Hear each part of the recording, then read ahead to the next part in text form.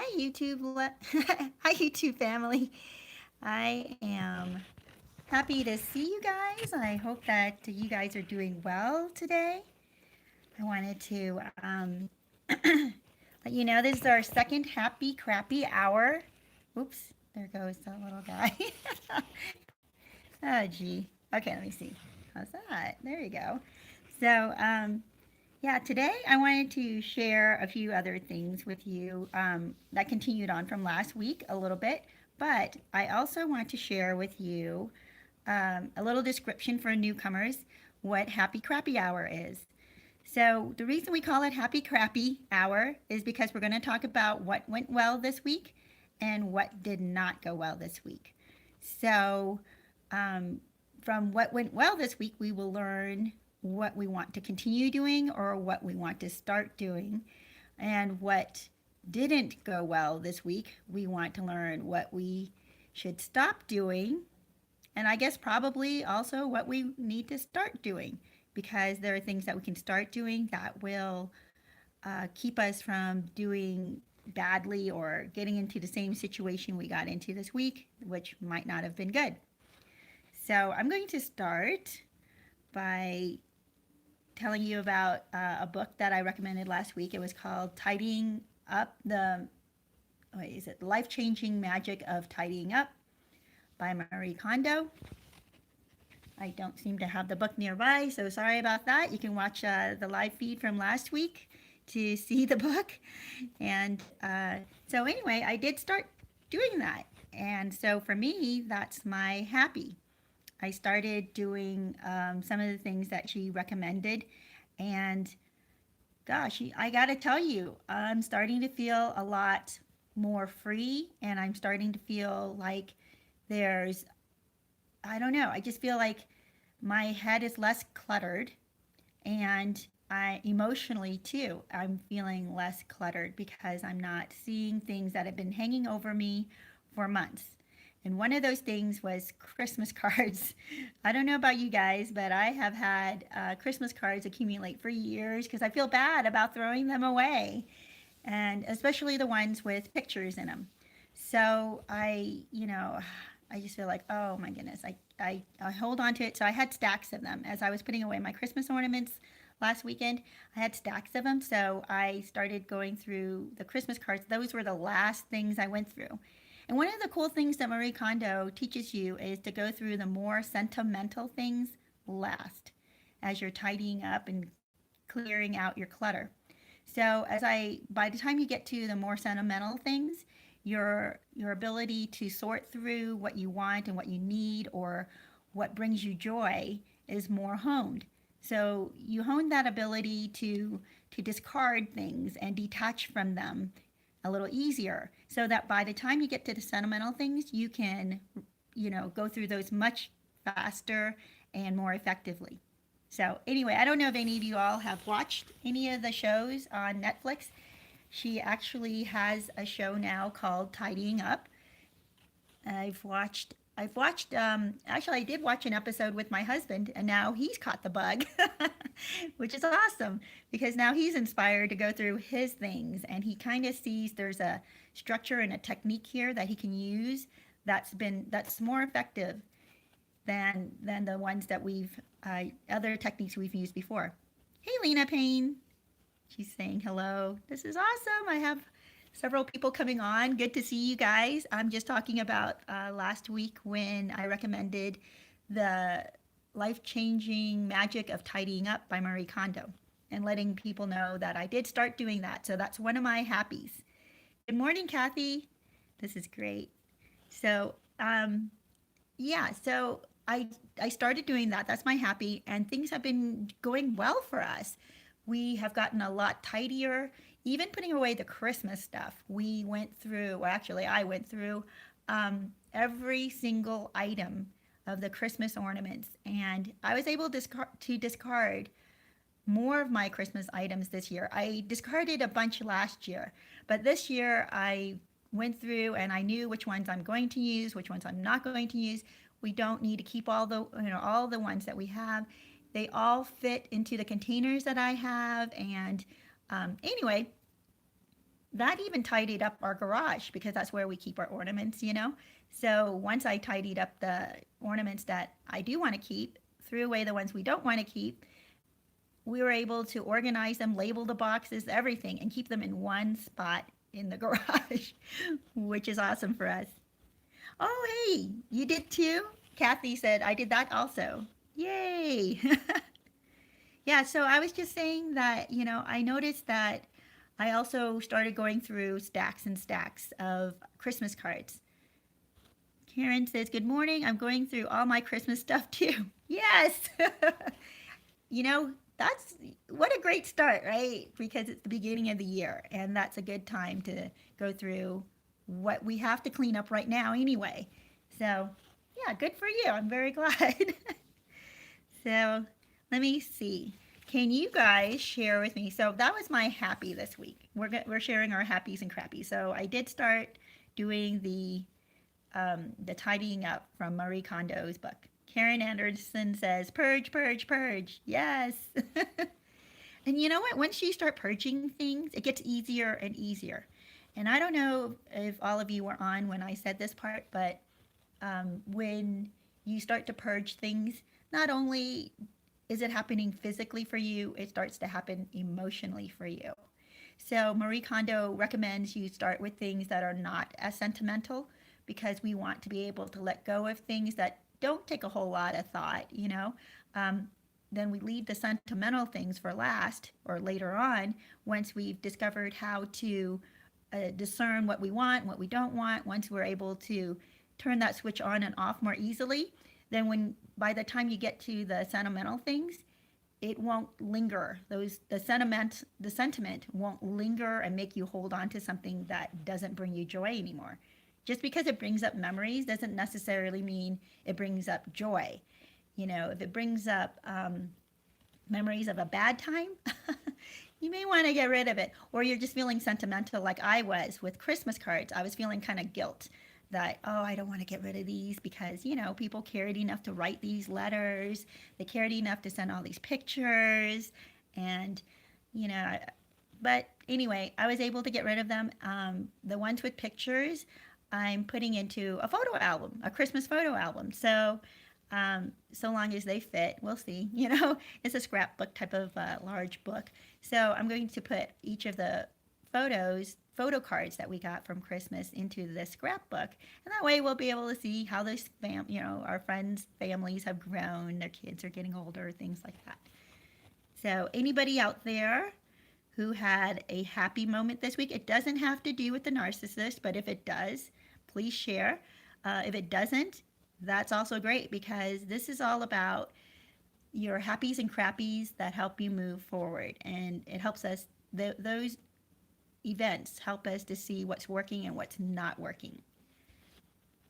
So I have on here, another thing I did start doing this week was I sat out in the sun. So that's one of the things we recommended last week was getting some vitamin D.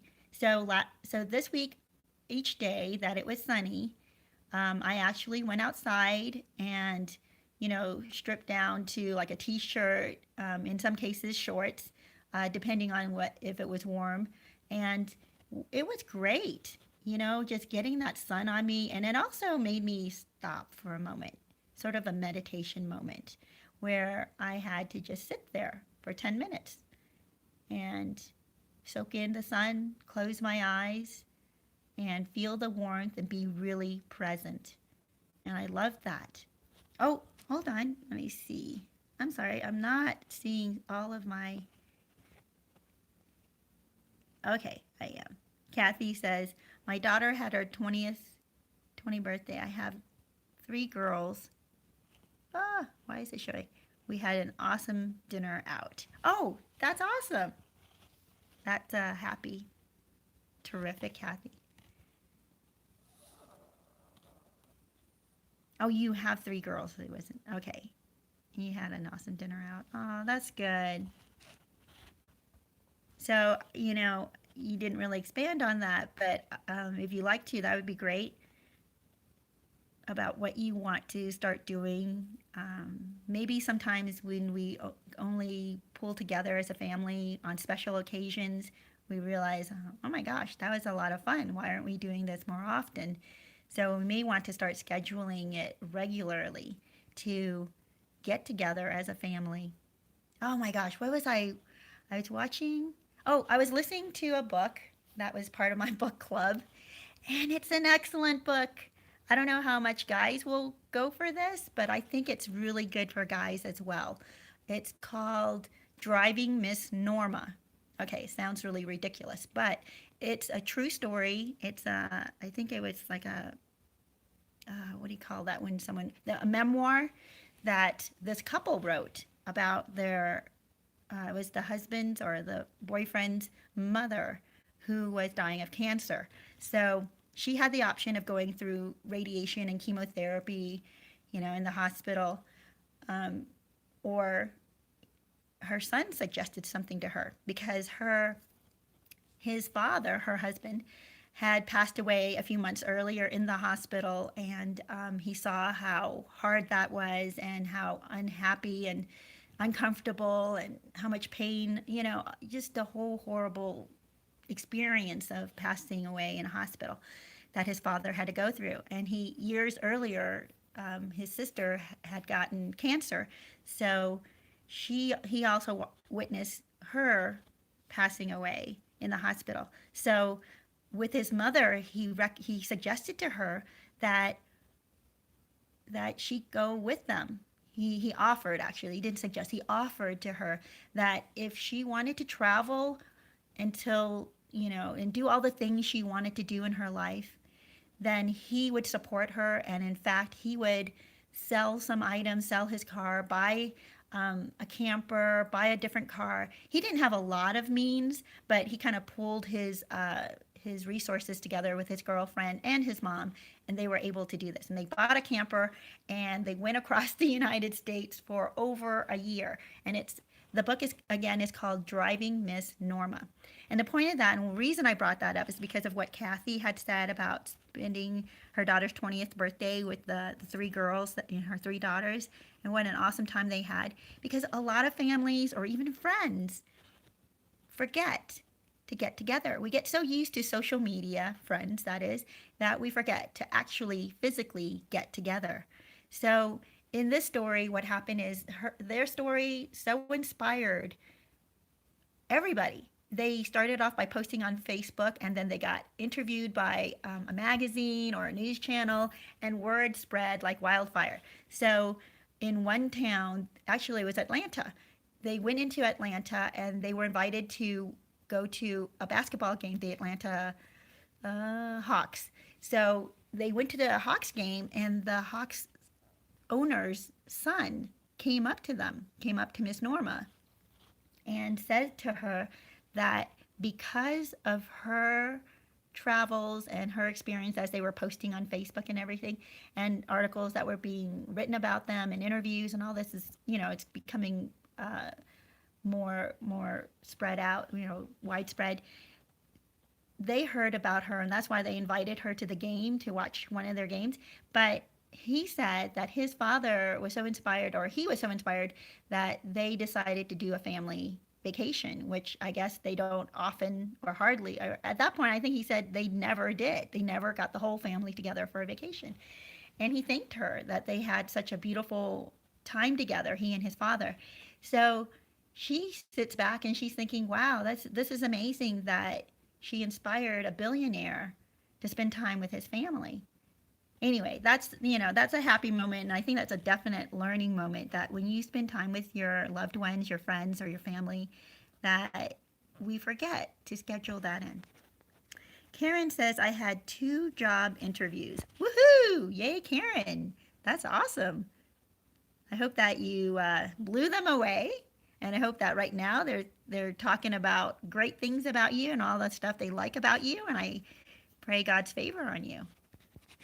Kathy says, I know, right? We had so many laughs. We must get together more often. Yes, right? Yeah.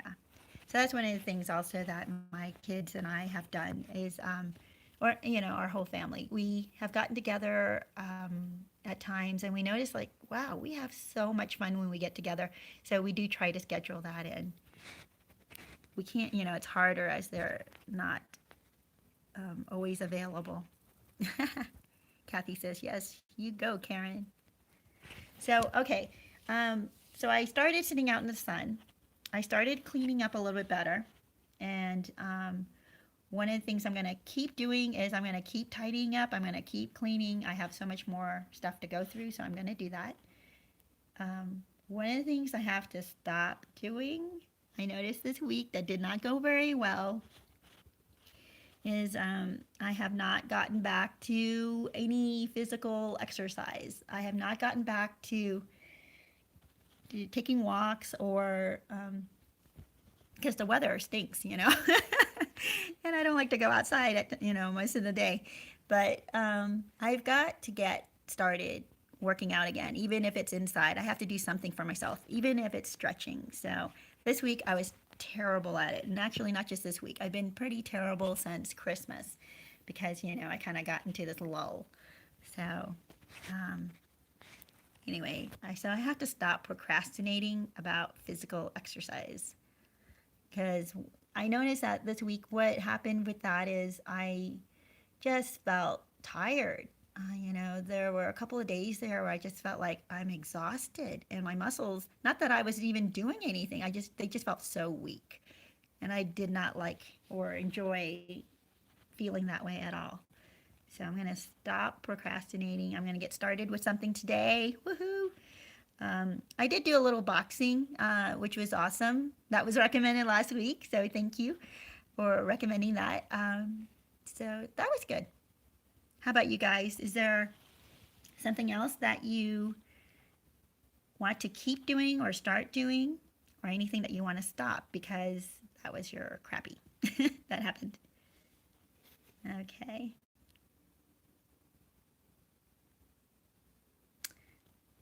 So I do want to talk about something today that I've seen a few times now this past week, comments. And one of those comments has to do, oh, here we go. Kathy says, I'm sorry, I'll talk to you about what these comments were saying. Kathy says, I have started drinking Boost for extra protein. Oh, that's cool. Yeah, I'm not very knowledgeable about how much protein we need, but I do understand that a lot of people especially if they're exercising, they need extra, or building muscle, they need extra protein. Strawberry. Oh, tastes good. Yeah, Kathy was saying she's getting the strawberry protein. Very cool. Thanks, Kathy. So yeah, I guess you're going to keep doing that. Very addicting. So the comments that I have heard, and I kind of want to tackle this possibly in a video, but we can tackle it right here too. If you have had any experience with a toxic person, or mainly a narcissist, because a narcissist needs supply. Toxic people, they have all kinds of issues why they're toxic. Oh, Kathy says there are lots of vitamins in it. Well, oh wait, it's a meal replacement for poor appetite. Oh, and it has lots of vitamins, Kathy says. Awesome. Well, that's true. That's good too. I did do that, oh gosh, years ago. I did do protein, I don't know, a breakfast drink. So I had the same problem. I would neglect eating in the morning or getting enough nutrition through the day. So having one of those shakes around was so easy and convenient. It was great. All right. So my question for you also, and feel free also to interrupt with what you're doing well or what's not going well, because that's what I want to hear about. The comment that I kept hearing this week, or not kept, but I heard several of, was that narcissists use children as supply. And I've seen this, and I've wondered about it. And then I've heard others who've had experiences with narcissists and children have come right out and said that they witnessed this as well.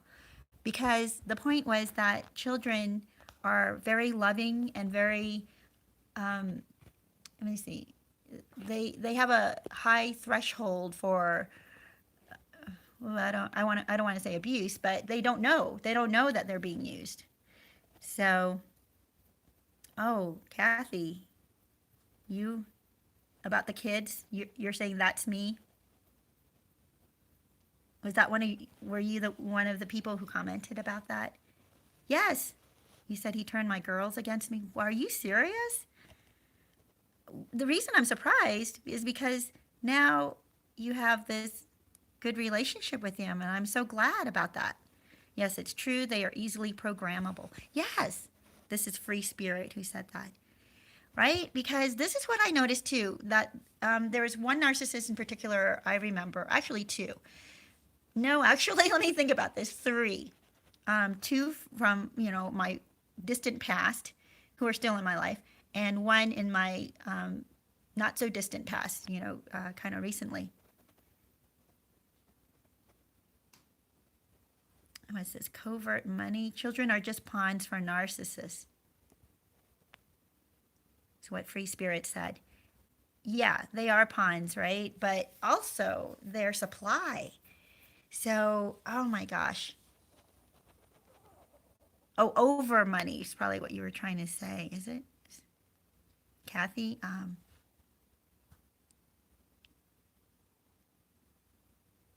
Anyway, yeah, what I was thinking is, I noticed that too. I noticed that they needed the admiration, the love, because kids are very loving and they're open and they hug you, they're very affectionate. And so the three narcissists that I remember or know, actually, but remember thinking back to how they were with children, was they lapped it up. They loved being around children. Not when children are hard to raise or when they require discipline or when they require encouragement, but they loved being around children when the children were praising them. Oh, he used money to lure them away. Oh, I see, is what Kathy said.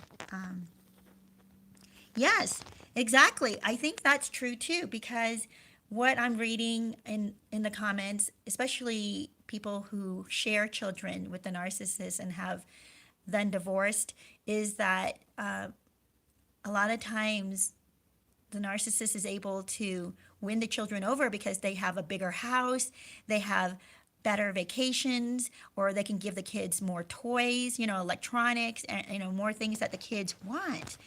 And in fact, I remember somebody months ago had written in asking about, what can they do because they can't compete. They just can't compete with the narcissist.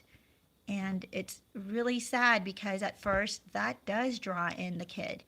The children or child will look at, oh, who's spoiling me the most, and will gravitate to that. So who's giving me what I want? Who's able to make me look good or give me the clothes or the toys and things that will make my friends jealous? And kids, that's why kids need to be parented, right? Because left on their own, kids will raise themselves to be pretty materialistic. So parents need to step in and raise them to have certain, proper values and give value to things that deserve value. Where, when the narcissist is the parent, it's really hard because you're dealing with somebody who's not mature. The narcissist is not mature and they don't value the things that should be valued. And they know how to control people. So how much easier then is it to control or manipulate a child? And it's really I really worry because there are narcissists that, because they have such poor boundaries and poor morals, that they may become physically inappropriate with kids. And I'm not saying that about all narcissists. That it's not true at all about all narcissists. And in fact, it only occurred I think there was only two that I know of like multiple that seem to show that. So that does worry me. Miss E, hi.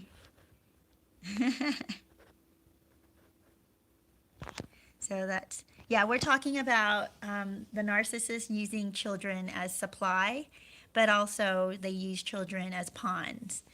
And I'm talking about that because I've seen several comments recently asking, or not asking necessarily, but sharing their experience about what they're dealing with their narcissist. And it's just really a scary thing to watch because these little kids, especially when they start off tiny, or, the narcissist is all they know. And they think that this person loves me because they're my parent. Or in another case, where the narcissist remarries, or they marry somebody who has children already, and the children fall immediately in love with the narcissist because the narcissist is so charming. So if you have children and you meet a narcissist, of course, the narcissist is going to pour on the charm to win over the kids. And when they see that they've won over the kids, I'm wondering if they spend more time with the kids than they spend with their spouse or their new supply, because now the child supply is so much easier to manipulate and get admiration from. I don't know. I'm just wondering about that because I have not spent that much.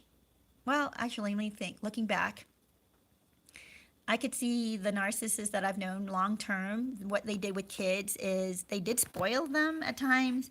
They triangulated the kids. It's really awful when they do that.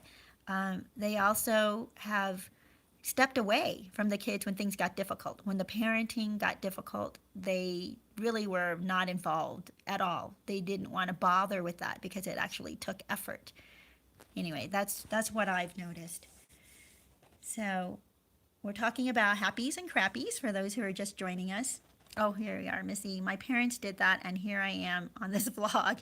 It was a mess. It destroys generations. Yes. Thank you, Missy, for sharing that. Kathy says, my B-Day girl is in a wheelchair because Narc bought her a dirt bike. At 13, she was paralyzed. Oh, no. I'm so sorry. Free Spirit says, they like to divide everyone else and have all attention on them. They get jealous if kids get close to others, even the other parent. Wow. Yeah. Oh, that's true. You're right about that because, yeah, that I have had experience with what Free Spirit was saying about. They'll get jealous if the child prefers the other parent, especially over them, or if the parent their partner spends too much time with the children and not enough time with the partner. And that is not necessarily time, it's that they're giving attention to the child, and then suddenly the child becomes something that the narcissist becomes envious of. But I do want to talk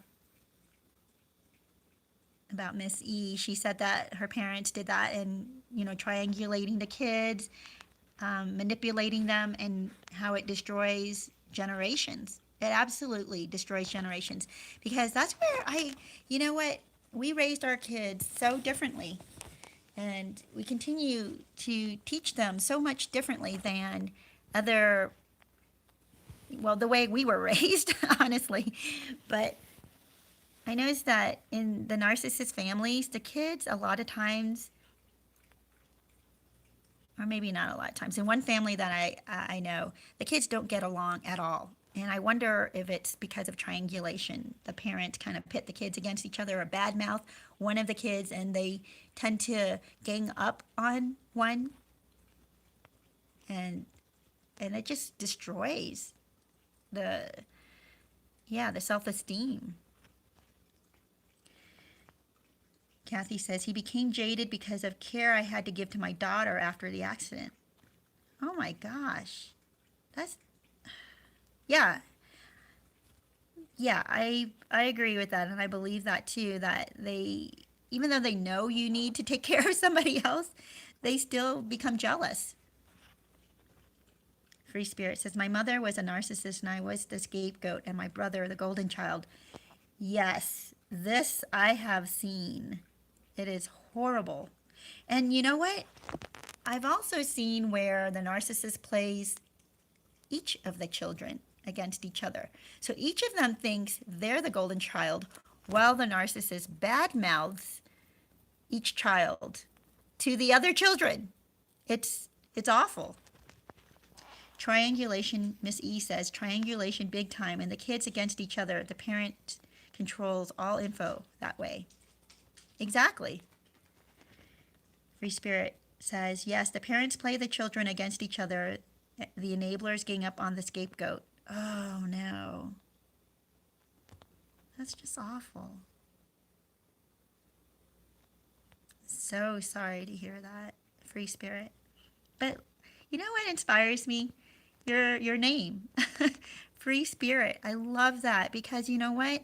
They can try and burden you and chain you down mentally, and emotionally, spiritually, but it's up to you. You are in control of freeing your mind and making choices in your life, especially once you've become an adult and you're the one who's paying your own bills and you're no longer under their thumb.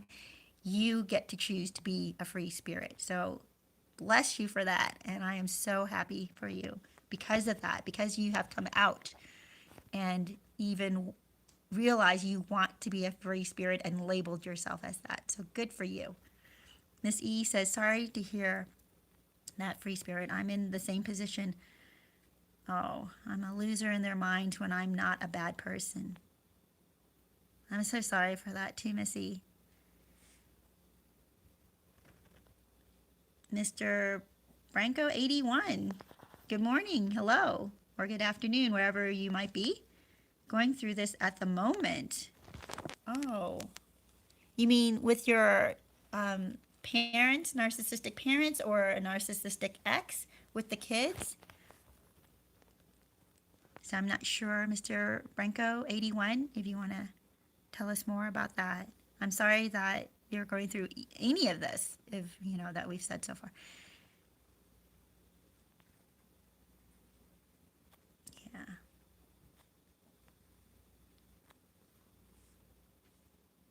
Ooh, wow. Free Spirit. Oh my gosh, your comment reminds me of something so horrible. But this is, I guess, good. Free Spirit says, I am fine now. I immigrated at 21 and they are all dead now. I'm in my 50s. And the reason I kind of laugh about that, not that, I'm so sorry. You know, death is not a great thing, but you know what? It is freeing when you're able to get away from toxic people.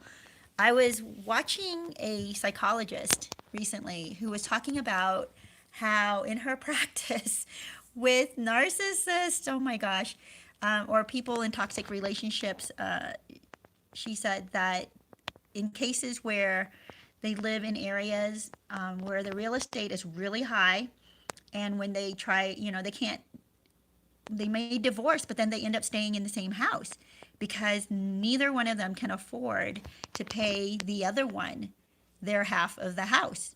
So they end up staying together, and what they do is they admittedly to her have said that they're waiting out the other person passing away. They're just waiting them out. And I'm thinking that, I don't know, that to me is so messed up on so many levels because they're wasting their life over finances. You know, they're willing to throw away, who knows how long they have. What if the other, you know, they each live another 20 years? They just wasted 20 years over a house. I don't know. I think there's got to be a better way. I say sell the freaking house and split whatever you're able to get and, you know, live your life. But that's, you know, that's me. Let me see. I'm missing several comments here. Let me go back a little bit. So, you know, yeah. Just thinking about, you know, if your narcissist passes away, that's almost like, not that I wish that, but I can see how that could be very freeing. Mr. Branco 81 says, ex-wife. Oh, okay, so you're going through the kids being used as pawns. Or is she spoiling them? to the point, trying to manipulate and win them over. And yeah, that's what narcissists will do. Free Spirit says, I was the empath and could not be corrupted like my brother. Ooh. Yeah, you know what? Well, empaths can be corrupted too, but good for you that you were not corruptible. And the reason empaths can be corruptible or corrupted is because we feel sorry for the victim. And of course, the narcissist will play themselves to be the victim and convince the empath that the other person doesn't deserve sympathy. They'll manipulate your sympathy to the wrong person. So Miss E says, I am determined to get out. I just saw a counselor and he told me to just remember it's them, not me. Yes. If your counselor can help you focus on the truth, because we do start to doubt ourselves, we'll start to feel guilty or shame and start carrying those things that we shouldn't. Kathy says, yeah, but in reality, you are free spirit. Don't matter, no matter what they say. Yes. We were created to be free. You know that? We were created to have freedom to choose. Now, not to hurt other people and to take from them, but we have freedom over ourselves, which the narcissist does try to take away. The scapegoats are the golden children and most likely to become free of their issues. Oh, yeah. Actually, the scapegoats are usually the golden children. I see what you mean. But the narcissist plays it where, the other children believe that the scapegoat is the terrible person. And so that's why they gang up on them. Free spirit. Oh, okay. Yes, I understand what you mean. Yeah. Thank you, Kathy.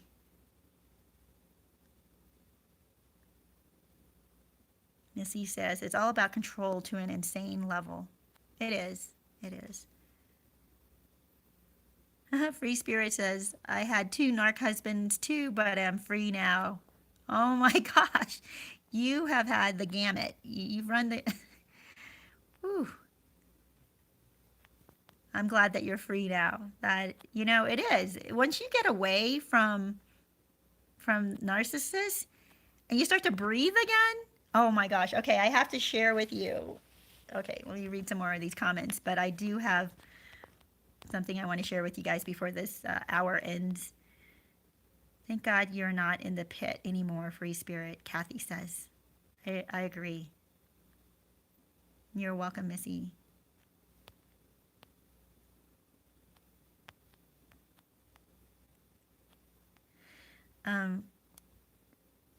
Kathy says they are so sneaky. And Miss E says, I'm sorry, Free Spirit says, Miss E, that is right. You can heal and they can't. Mr.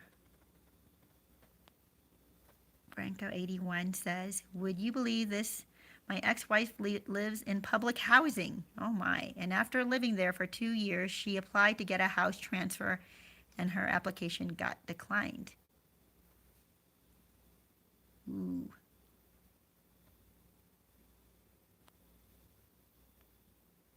And yeah, you know what? Sometimes, I've heard this too. Sometimes the narcissist who is not the one who's doing well will pit the children against the parent who is doing well and try to convince the children that their parent who is doing well is selfish and is not willing to take care of them because they feel entitled to your money and they feel entitled to you taking care of them for the rest of their life. So when that gets cut off, they become a jealous rage. They become nothing but just very toxic, spewing hate, where they will try to turn the kids, and hopefully they don't succeed because you have to stay calm. You have to stay loving towards your kids, and you have to stay respectful towards your ex, so that they don't, they can't pin on you anything that the ex is saying about you.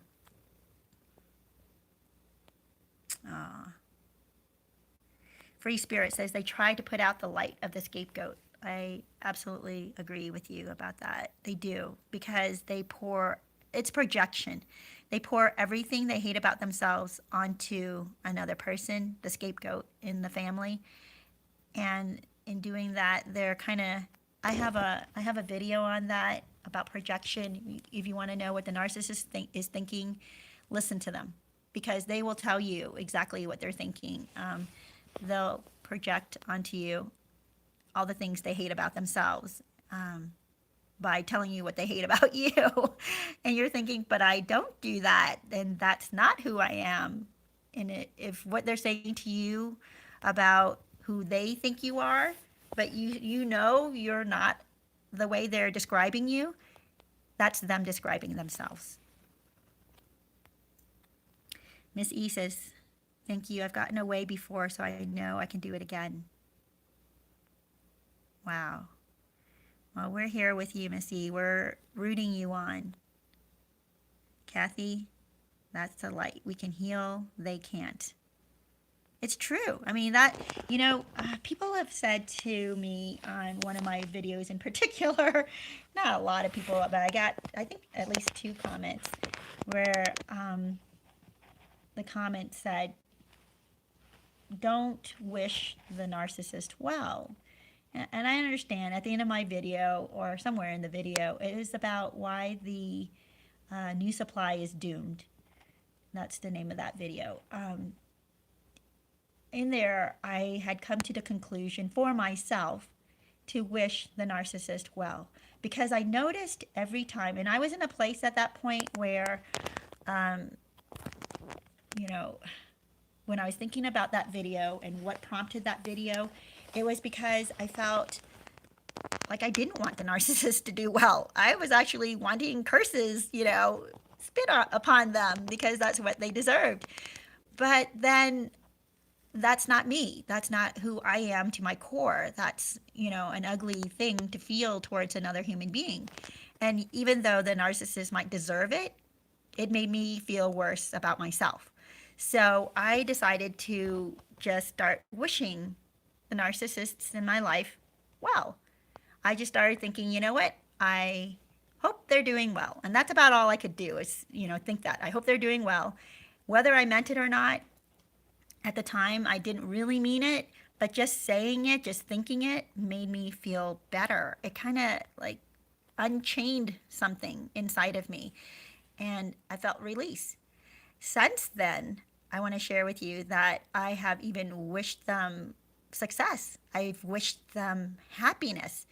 The narcissists in my life. I wish the relationships I see them getting into, and I know it's a disaster about to happen, if not already behind closed doors.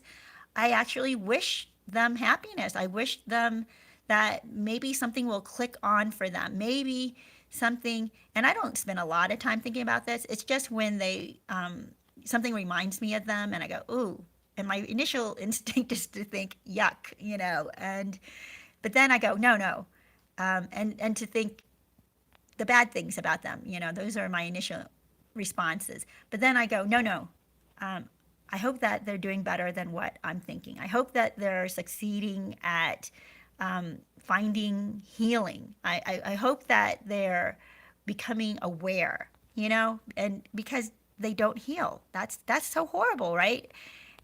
What Kathy was saying is that the difference between them and us, and why we shouldn't feel hatred and jealousy or anything towards them, is because we can heal. They don't.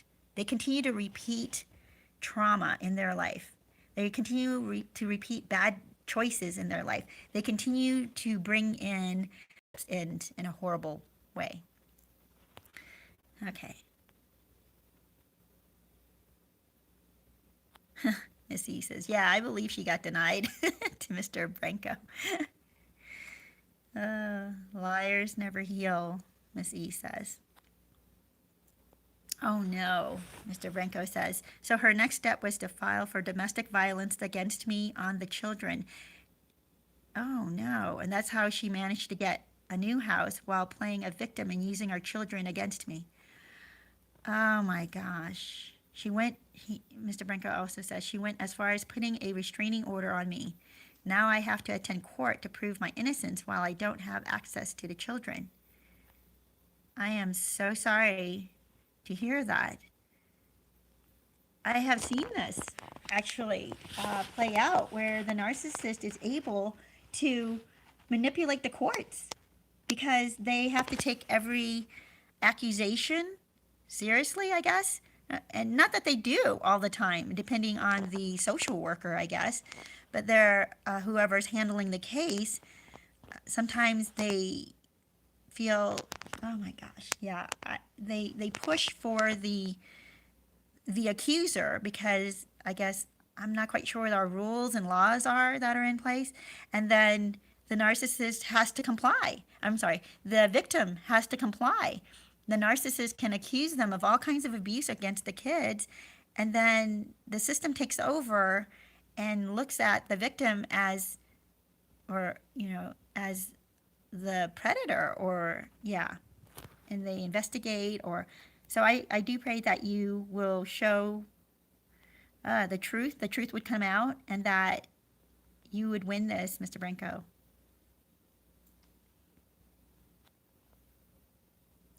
Miss E says your happiness is their misery, even the most benign things like taking a walk. Wow. Yes. Actually, you're right. If you're still living, or currently living with a narcissistic relative, they will get upset when you have peace. you know, like you said, like even small things like taking a walk, or I'm trying to think of other things, but or laughing at a TV show. They see you happy, even for a moment, they feel like they have to squash that.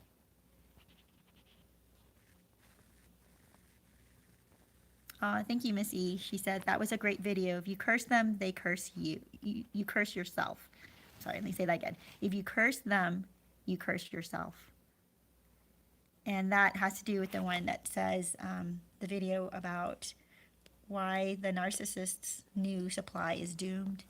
Because in there, I do tell my viewers not to curse them and to wish them well. And it's not because I'm so angelic that I didn't feel like I wanted to curse them. Yeah, of course I wanted to curse them. The narcissists that have hurt me, I wanted them to fail. I wanted bad things to happen to them. I wanted karma to come around. And actually, I guess you've seen me write about that. Like karma does come around. And sometimes it makes you feel kind of vindicated, right? That karma came around and bit them. But as far as it's up to you, don't wish these things on them, because you end up entangled emotionally and psychologically if you do that. Kathy says, yes, we must forgive. They are truly sad, mentally ill. And with a big smile. Is that a big smile? Or no, I'm sorry, it's not a big smile. It's a mask over, yes, like over a smiley, or over a face. Like a sick mask that you wear over your mouth. Yes, you're right. They are, you just don't want worse things to happen to them, because realistically, things are not going well for them. They're going to struggle the rest of their life.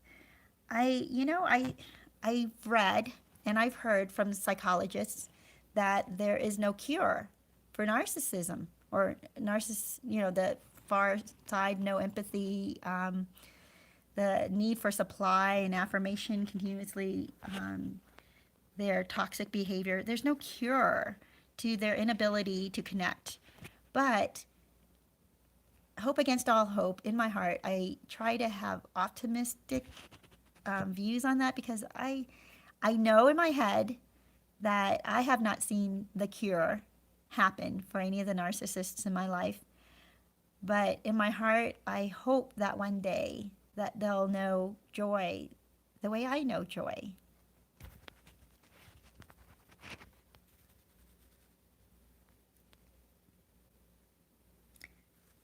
Free Spirit says, I don't hate them. Hate is their domain. Yes, you're right. Hate is their domain. And that's maybe also another reason why they don't heal, because they don't let go. Kathy says, poor Mr. Branco, you must be very humble to conquer this witch. I know that is hard to hear, but it's true. Stay quiet. I mean, he has to defend himself. So I agree with you, Kathy, but in a court, he has to defend himself. You know, I understand what you mean, though. I don't think you mean to stay quiet there. As far as staying quiet is, don't put her down with the kids. Don't get into bitter, angry bouts with her. And you can be truthful without being spiteful. Yeah. Miss E says, when you know in your heart what they are and are able to feel, then you're able to feel sorry for them and genuinely wish them well. You become free and their karma remains on them. Absolutely true, Miss E. That's exactly it. That's why when I wish the narcissists in my life well, I can't remove their karma. They have to make choices to do that. All I can do is, not be one of the people who wishes more harm onto them, because I think they have enough people wishing harm onto them that why would I want to be tied to that mass of hatred to wish them harm when so many others already are?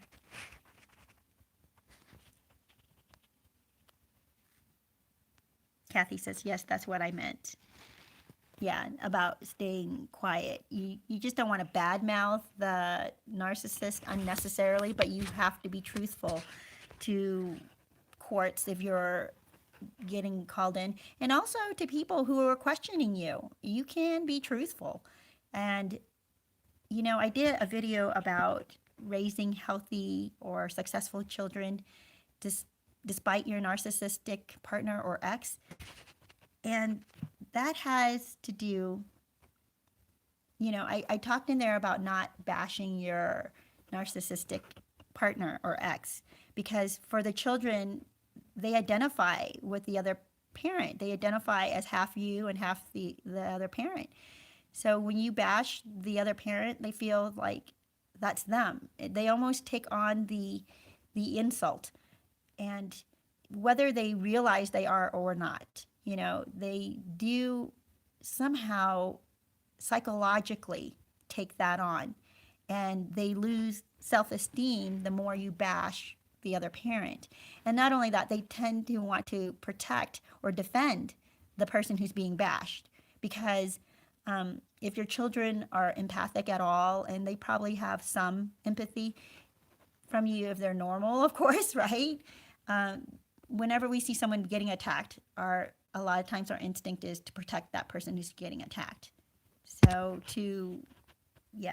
that's where Kathy was, what she meant about being silent.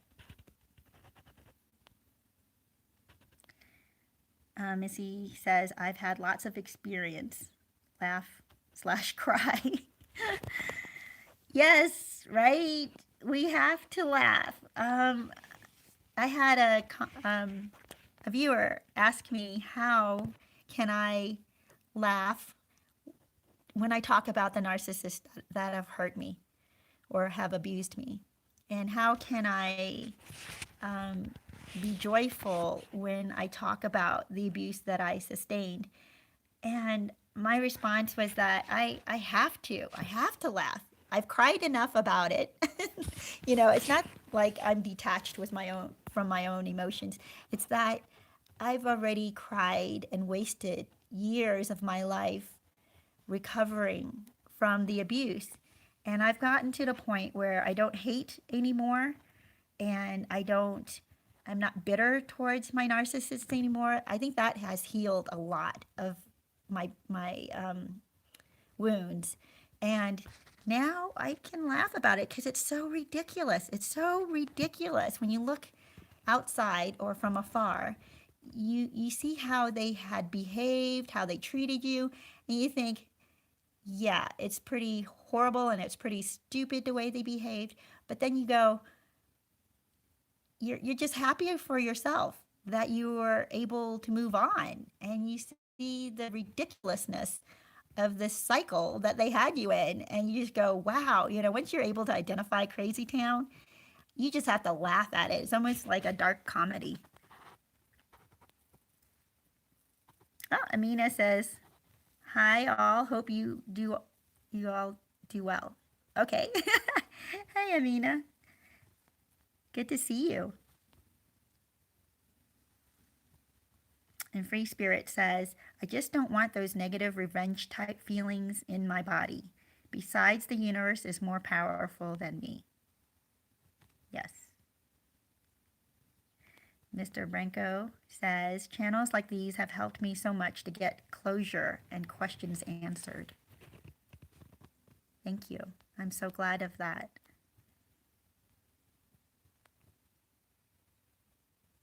Free Spirit says, hello to Amina. I don't know how to pronounce your name. I hope I'm pronouncing it right. Amina, I hope you're well too. Miss E says, I need to work on standing up for myself and not attract more people that just want to take from me and not give. And Kathy says, my girls would defend the narc if I started bad-mouthing him. I had to chew my tongue. Yes, right, Kathy? That's exactly it, because your girls have empathy. They have sympathy. They have feelings, of care. So that shows you, at least, thank goodness, they have a heart. When we see somebody getting attacked, even if it's a narcissist getting attacked, an empath will want to defend the person who's getting attacked. Miss E says, these chats are very helpful. I agree. Oh, thank you. Okay, Kathy says, what was that joke? How many narcissists does it take to change a light bulb? Wasn't that on Crazytown? Can't remember the punchline. Oh, no, I don't remember that. No, it wasn't, but if you remember the punchline, please share it with us.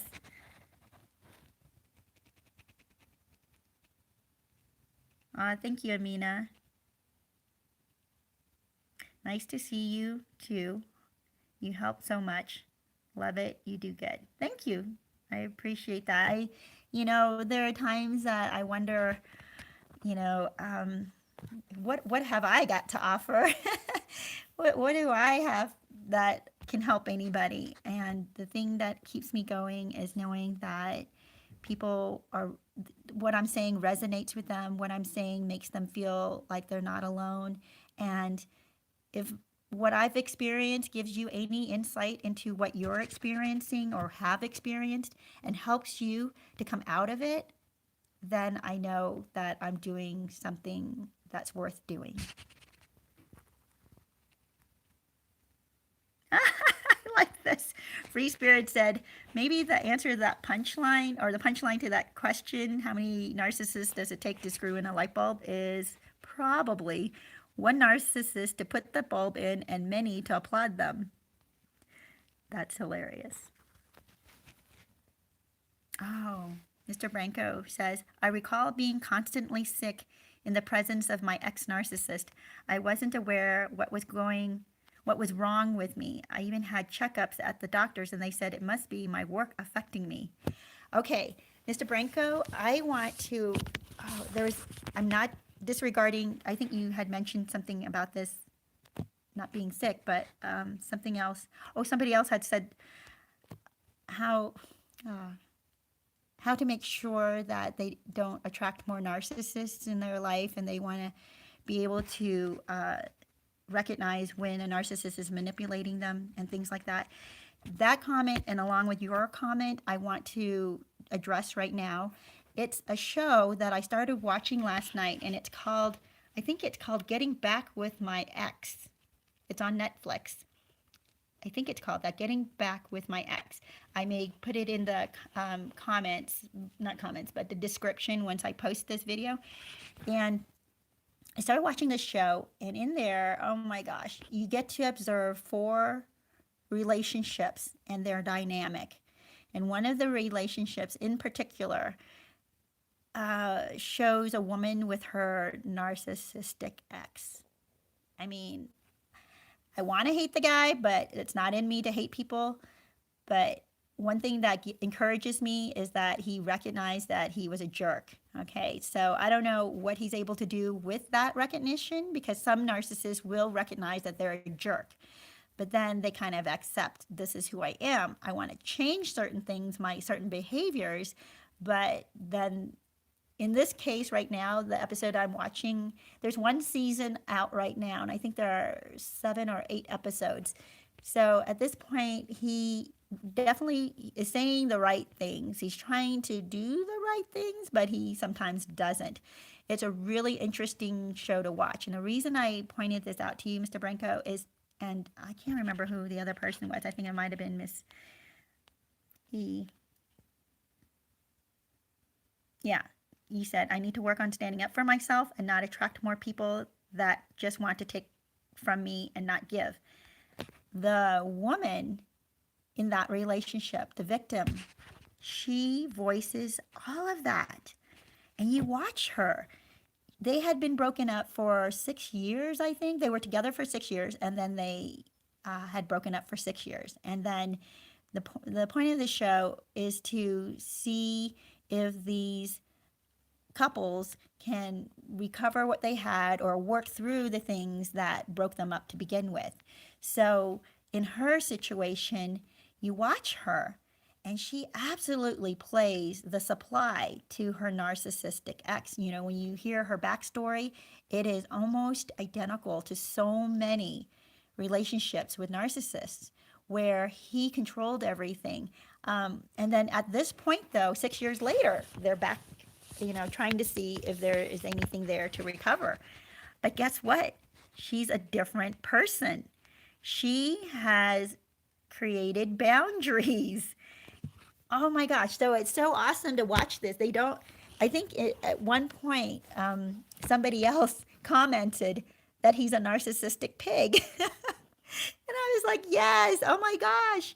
You know, but you, maybe I am an empath at heart, you know, to my core, because part of me felt so bad for him, because I don't want him to suffer either. I want him to not be a jerk. I want him to be able to find love, and I want him to be able to love her the way she deserves to be loved, and she knows how to love him. And he'll never receive that. He'll never receive that kind of love, because he will always scare away people or abuse them to the point where they do leave, I think. Or he won't stick around long enough to, even if he sticks around long enough and the other person's willing to stay in an abusive relationship with him, it will just be a one-sided, horribly abusive relationship. So, I mean, anyway. So the point of that is, if you watch this show, it's called Getting Back with My Ex. Getting Back Together with My Ex, something like that. So I'll post it in the description. The reason I like watching it is because you see the psychology. You see that goes on in their relationship. You see how they interact with each other, these very different couples. It's interesting to me because there's always one in the couple that seems to be more controlling than the other. And also, another good thing you see in this is, if you recognize your character flaws through any one of these people, there are 8 of them, of course, right? 4 women, 4 men.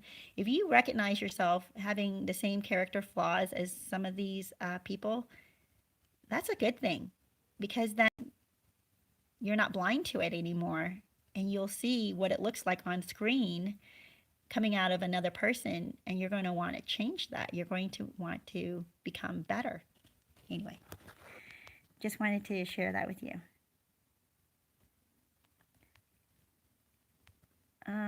Oh my gosh. So yes, Mr. Branco, I'm sorry. You saying that you felt constantly sick. This woman mentioned that. She said that she felt sick or not well during her time with the narcissist. And you should watch, well, I don't know. I mean, if you have time. It was interesting for me to watch that, because she does describe how she felt healthier, freer, stronger when she was away from the narcissist. And she's coming to terms with that right now, whether she can feel healthy being around him. And that's what she's dealing with. I don't know what happens in the end because I haven't finished watching the season.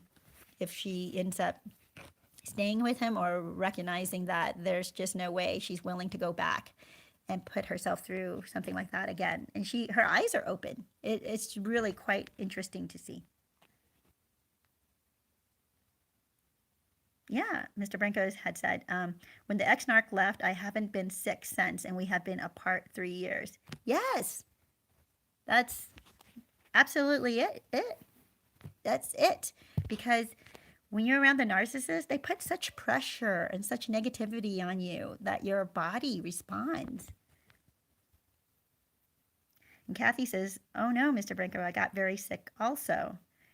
Yeah. Mr. Branco says, yeah, totally depleted of energy. Amina says, I did sleep for 2 months when he left me. I had no more strength. Yes. Oh, free spirit, you're hitting on the biology a little bit behind it. Yes, she says, yes, they cause adrenal fatigue and many other illnesses. They also feed on your life force. Oh, Kathy, you said you binge watched it. So don't give it away. Don't give away the ending. Again, that video, let me see, that show is called Going Back to My Ex. I think that's what it is. And it's on Netflix.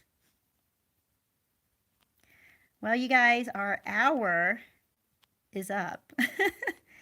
And I don't want to take up more of your time, but let me see. You've got several comments here, so I do kind of want to go through some of those comments before we sign off.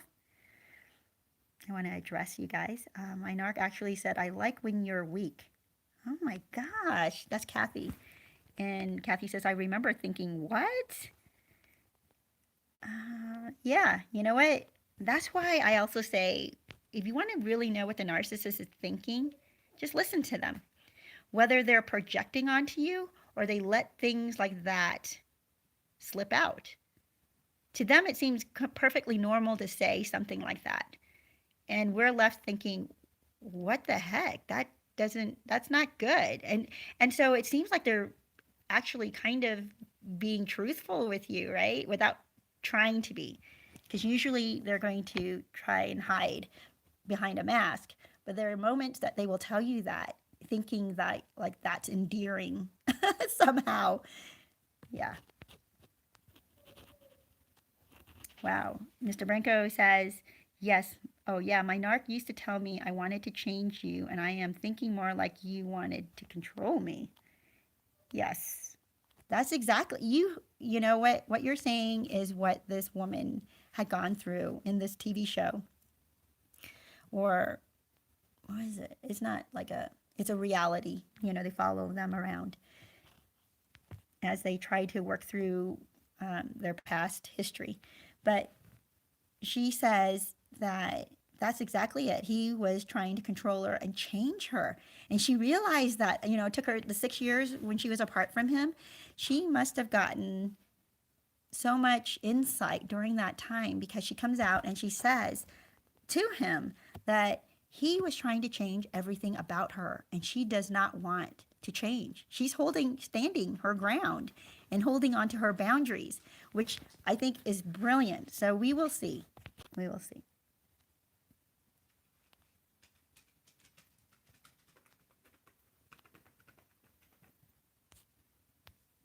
Okay.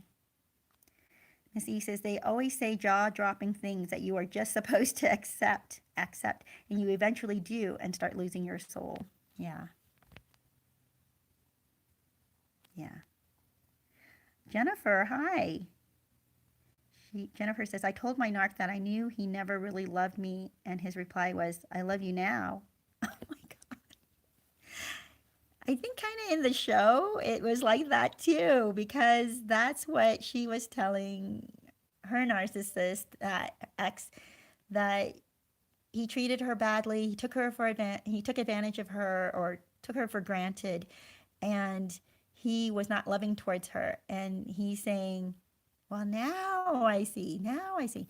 He has a long way to go, and I'm not sure if he's a true narcissist. I don't know that he can reach that level of understanding about himself. And remember, as I watch this, what I think about is that this narcissist guy, he is very wounded. And I'm not the kind of person who wants to wound someone who's already down. And the narcissist will appear as if they're up, appear as if they're strong, put out, make appearances or make up a mask that makes them look like they're strong and have it together. But you can see that they don't. Oh, thank you guys. Kathy says, I feel I was given special grace and mercy from God because my soul was turning black and blue. Yes. Yes. He gives you strength and grace and teaches you mercy. Miss E says, thank you. It was sweet talking to you all. Thank you. Mr. Branco says, thank you so much for your insight and wisdom. Thank you. And Mina says, hug you all. Stay narc free even when you think going back. Don't do it. Yes, I agree with you. Don't do it. Yes, made it sound like endurance. Yeah, right, Kathy? Yeah, they let you know things about themselves, but they think it's a good thing, even though you're looking at them and going, why are you thinking this? Why are you feeling this? Lovely chatting with you all. Stay safe and be blessed. Stay strong, survivors. Yes, Mr. Branco, you too. Love and respect yourself and your boundaries. Yes.